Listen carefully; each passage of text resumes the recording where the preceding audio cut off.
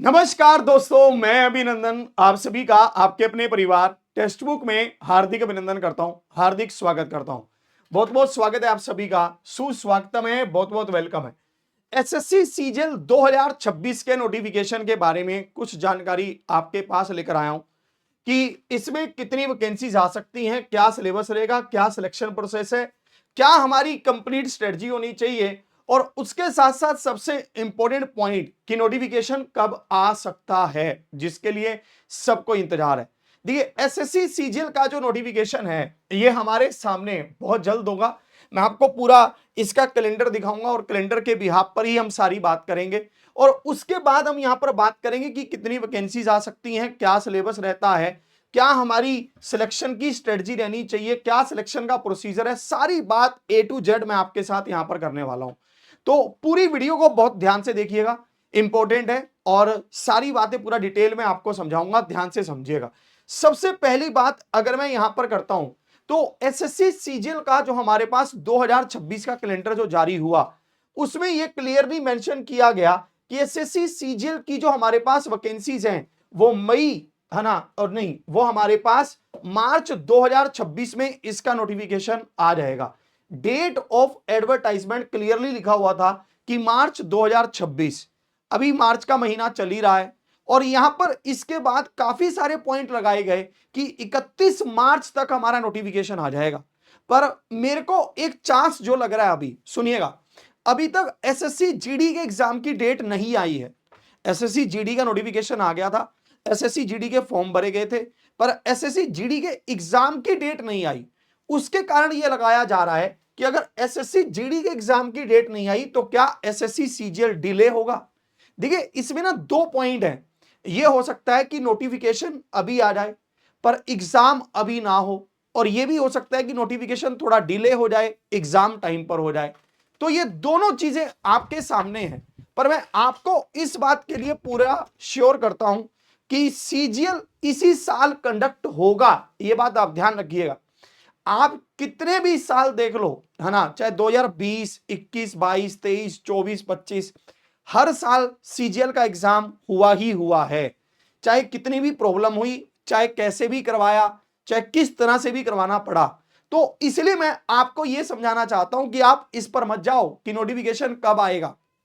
हो सकता है नोटिफिकेशन 31 मार्च को आ जाए, हो सकता है नोटिफिकेशन 31 मार्च की जगह पर 15 अप्रैल को आ जाए, 20 अप्रैल को आ जाए, 10 अप्रैल को आ जाए।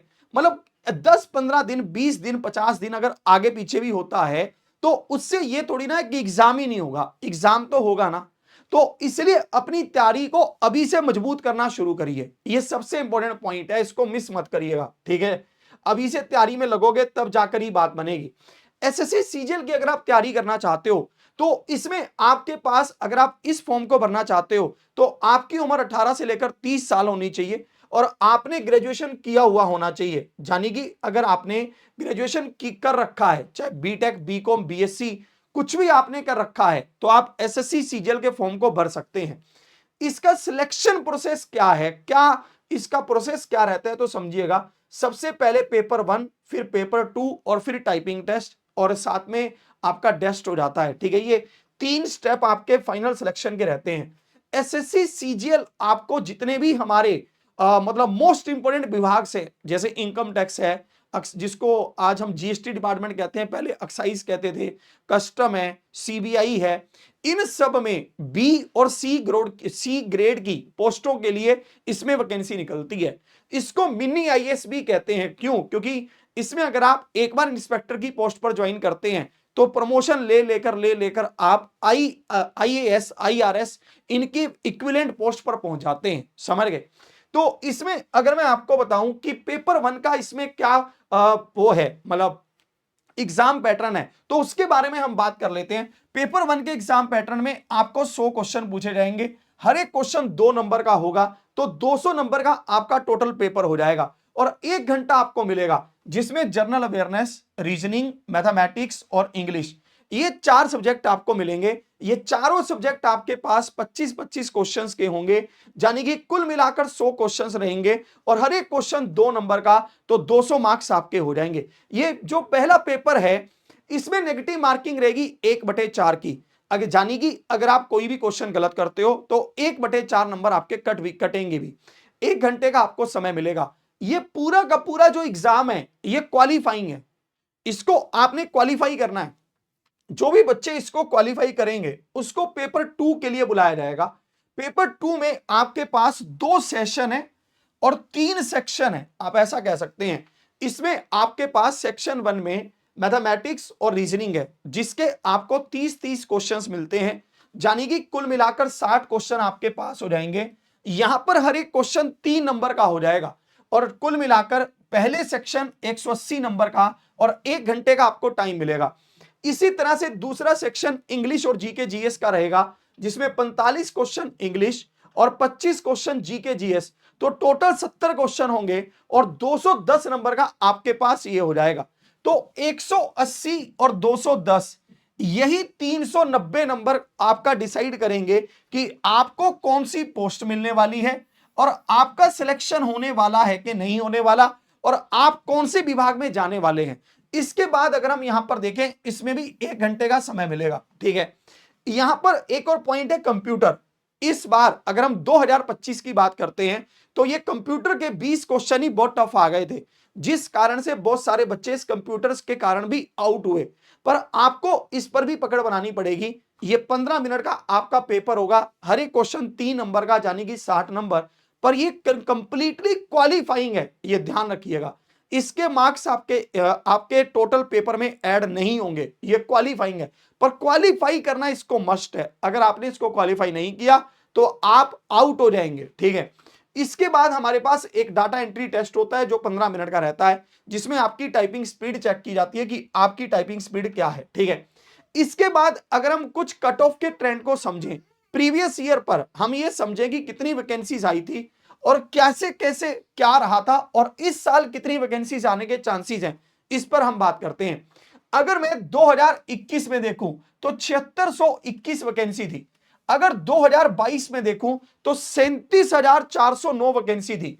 2023 में 8,415, 2024 में 17,727 और 2025 में 15,130, यानी कि आपके पास लगातार अगर हम देखें तो यहां पर देखेंगे 2024 में 17,000 वैकेंसी, 2025 में 15,000 वैकेंसी। तो मेरे को यही लग रहा है कि 2026 में भी अगर मैं मोटा मोटा अंदाजा करूं तो 12,000 प्लस वैकेंसीज आपके पास होंगी। और ये वो सारी वैकेंसीज हैं जो आपको बढ़िया विभाग में सिलेक्ट करवाती हैं।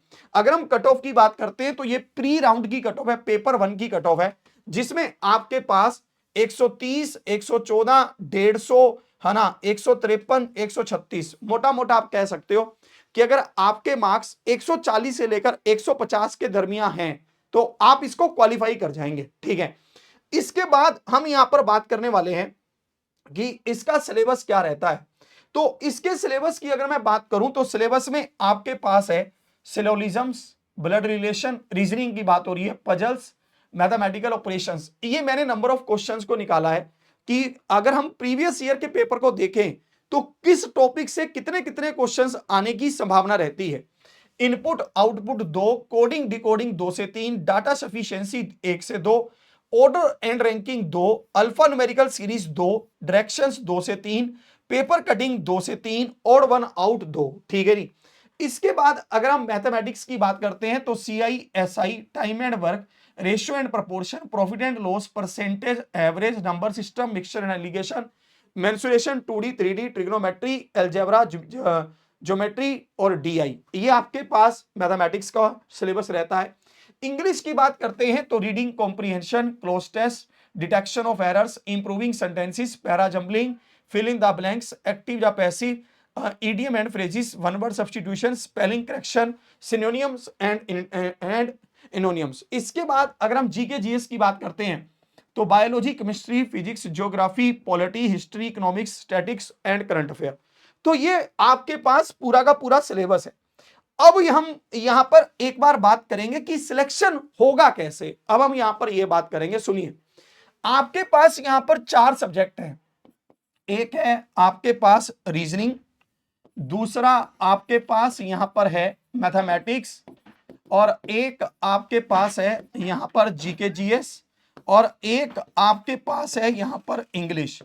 ये 4 सब्जेक्ट आपके पास है। तो आपको सबसे पहले इन चारों सब्जेक्ट के सिलेबस को अच्छे से पूरा करना है। देखिए मैं आपको एक चीज समझाता हूं, जब तक आप सिलेबस को पूरा नहीं करेंगे, चाहे कोई भी एग्जाम हो, आप सफलता हासिल नहीं कर सकते। सिलेबस पूरा करना, यानी कि सिलेबस पूरा करते समय यह ध्यान रखिए, जैसे रीजनिंग सबसे आसान है, तो इसमें आपका टारगेट होना चाहिए कि मैं पूरे में से पूरे मार्क्स लेकर आऊंगा, मेरा एक भी नंबर नहीं छूटेगा। इसमें आपको एक चीज तय करनी है कि रीजनिंग का सिलेबस पूरा करते समय आपको अपने क्लास नोट्स जरूर बनाने हैं।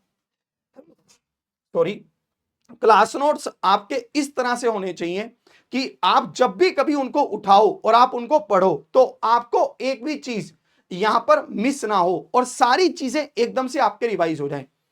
इसी तरह से मैथमेटिक्स को आपको 2 हिस्सों में बांटना है। जो हमारे पास मैथमेटिक्स है उसको 2 हिस्सों में बांटना है, अर्थमेटिक और एडवांस।